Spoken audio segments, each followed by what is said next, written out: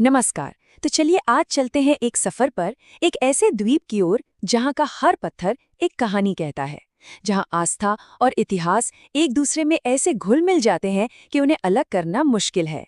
जी हाँ, हम बात कर रहे हैं रामेश्वरम की, आस्था के उस महान सेतु की। सोचिए, एक तरफ एक देवता का प्रायश्चित, दूसरी तरफ एक भक्त की घोर निराशा और फिर पानी पर तैरते हुए पत्थर। भला इन तीनों में क्या कनेक्शन हो सकता है? इसका जवाब छिपा है दक्षिण भारत के एक द्वीप में, एक ऐसी जगह जो करोड़ों लोगों की आस्था का केंद्र है, रामेश्वरम। तो सबसे पहले ये समझते हैं कि रामेश्वरम है क्या। देखिए, ज्योग्राफिकली तो ये एक द्वीप है, एक आइलैंड जो मशहूर पंबन ब्रिज से भारत की मेन लैंड से जुड़ा हुआ है। लेकिन इसकी असली पहचान इसकी जमीन से नहीं बल्कि इसकी आध्यात्मिकता से है। अब सवाल ये है कि रामेश्वरम इतना अहम क्यों है?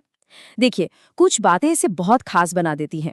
एक तो ये भारत के 4 सबसे पवित्र धामों में से एक है। दूसरा, ये उन 12 जगहों में शामिल है जहां भगवान शिव ज्योतिर्लिंग के रूप में मौजूद है। और जाहिर है, रामायण की पूरी कहानी तो यहाँ के कण कण में बसी हुई है। पर सबसे अनोखी बात पता है क्या है? ये वो जगह है जहां शैव और वैष्णव परंपराएं, यानी शिव और विष्णु के भक्तों की आस्थाएं एक हो जाती हैं। तो चलिए अब उस कहानी की तरफ चलते हैं जो इस मंदिर के दिल में बसती है।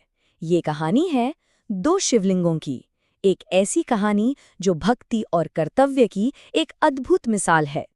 तो हुआ ये कि जब भगवान राम ने रावण का वध किया तो उन पर ब्रह्म हत्या का पाप लगा, क्योंकि रावण एक ज्ञानी ब्राह्मण भी था।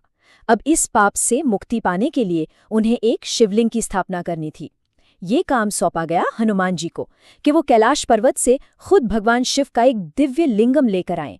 लेकिन पूजा का शुभ मुहूर्त निकला जा रहा था और हनुमान जी लौटे नहीं। तब समय हाथ से ना निकल जाए, इसलिए माता सीता ने वहीं समंदर किनारे की रेत से एक शिवलिंग बनाया और भगवान राम ने उसी की स्थापना कर दी। और जैसे ही पूजा संपन्न हुई, हनुमान जी कैलाश से लाया हुआ लिंगम लेकर पहुंच गए। जब उन्होंने देखा कि स्थापना तो पहले ही हो चुकी है, तो वो बहुत निराश हुए। उनका दिल टूट गया। उनकी इस गहरी भक्ति और निराशा को देखकर ही भगवान राम ने उन्हें वो अद्भुत वरदान दिया। ये दिखाता है कि भगवान के लिए भक्त की भावना से बढ़कर कुछ भी नहीं होता। और जानते हैं, इसी वरदान की वजह से आज भी रामेश्वरम मंदिर में ये अनोखी परंपरा निभाई जाती है। कोई भी श्रद्धालु जब वहां जाता है तो पहले हनुमान जी के लाए हुए विश्वलिंगम या हनुमान लिंगम की पूजा करता है और उसके बाद ही मुख्य गर्भगृह में माता सीता के बनाए रामलिंगम के दर्शन करता है। अच्छा, इस मंदिर की एक और बहुत खास बात है। इसके अंदर 22 पवित्र जल स्रोत हैं जिन्हें तीर्थम कहते हैं। ऐसी मान्यता है कि इन 22 तीर्थमों के जल में स्नान करने से सारे पाप धुल जाते हैं और रोगों से भी छुटकारा मिलता है। तो ये तो हुई मुख्य मंदिर की बात, पर रामेश्वरम की कहानी सिर्फ यहीं खत्म नहीं होती। चलिए अब मंदिर से बाहर निकलकर देखते हैं कि इस द्वीप पर और क्या-क्या खास है। इस द्वीप का तो सच में हर कोना अपनी एक अलग कहानी कहता है। जैसे रामरपदम, जो द्वीप की सबसे ऊंची जगह है जहां भगवान राम के पदचिन्ह हैं। कहते हैं यहीं से उन्होंने लंका को देखा था। फिर है पंचमुखी हनुमान मंदिर, जहां वो रहस्यमयी तैरते हुए पत्थर आज भी रखे हैं जिनसे राम सेतु बना था। कोठंडाराम स्वामी मंदिर, वो जगह है जहां रावण के भाई विभीषण ने श्री राम की शरण ली थी। और आखिर में धनुषकोटी, वो तो एक ऐसा एहसास है जिसे शब्दों में बताना वाकई मुश्किल है। धनुषकोडी में एक जगह है अरिचल मुनाई।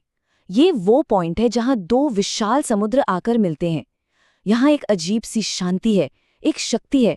यहाँ खड़े होकर लगता है मानो हम इतिहास और भूगोल के संगम पर आ गए हों।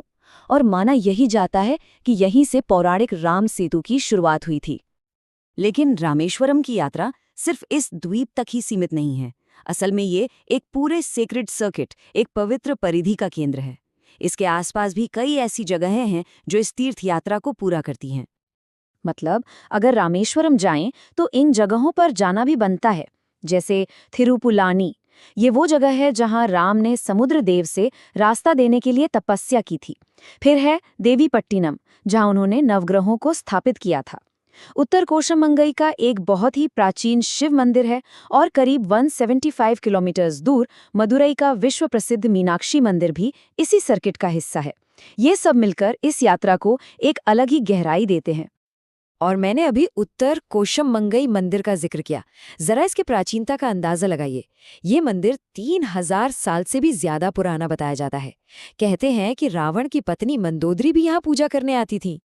पर इस मंदिर का सबसे बड़ा आकर्षण है भगवान नटराज की एक आदमकद मूर्ति जो पन्ने यानी एमरल्ड की बनी है। ये इतनी दुर्लभ और कीमती है कि इसे पूरे साल चंदन के लेप से ढककर रखा जाता है और साल में सिर्फ एक दिन इसके दर्शन आम जनता को होते हैं। तो हमने पौराणिक कथाओं और प्राचीन मंदिरों की बात की। अब जरा इस द्वीप के अतीत को इसके आज से जोड़कर देखते हैं कि कैसे इसकी विरासत आज भी जिंदा है। देखिए, एक तरफ है पौराणिक राम सेतु जो आस्था का सेतु है और दूसरी तरफ है आज का पंबन ब्रिज जो इंजीनियरिंग का एक जीता जागता चमत्कार है। कमाल की बात यह है कि दोनों ही पुल हैं, दोनों ही जोड़ने का काम करते हैं, एक आस्था को विश्वास से तो दूसरा जमीन को जमीन से। और ये द्वीप सिर्फ पौराणिक नायकों की ही धरती नहीं है, ये एक आधुनिक नायक की भी धरती है। भारत के 11वें राष्ट्रपति missile man doctor APJ Abdul Kalam, ये उनकी जन्मभूमि भी है और अंतिम विश्राम स्थली भी। उनका स्मारक आज यहाँ की विरासत में एक नया आधुनिक अध्याय जोड़ता है। तो आखिर में अगर रामेश्वरम का पूरा सार एक शब्द में समझना हो तो वो है हरि हर मिलन। हरि यानी भगवान विष्णु के अवतार राम और हर यानी भगवान शिव। ये वो जगह है जहाँ राम ने शिव की पूजा की। ये शैव और वैष्णव परंपरा का सबसे बड़ा, सबसे पवित्र संगम है। और ये हमें बस एक ही बात याद दिलाता है कि ईश्वर एक है, चाहे हम उसे किसी भी नाम या रूप में पूजें।